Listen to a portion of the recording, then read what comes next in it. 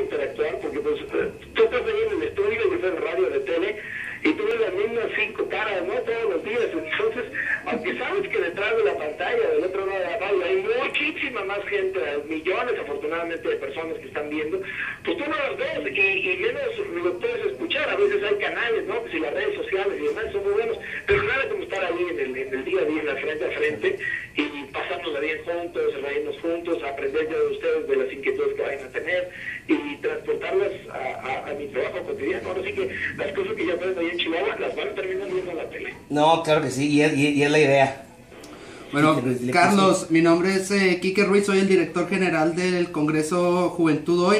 Te quiero pedir si les puedes enviar un mensaje a toda la juventud chihuahuense y la invitación para que asistan a este congreso y sobre todo acudan a tu tan esperada conferencia. Y que sepas que el eslogan es Emprende el cambio. Pues, con muchísimo gusto.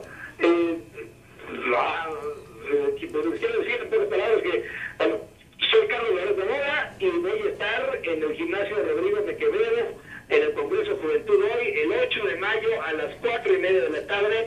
Quiero encontrarme con todos los chavos ahí de Chihuahua, con toda la juventud chihuahuense, como les dicen, para platicar, para pasárnosla bien, para aprender mutuamente y será un privilegio vernos las caras.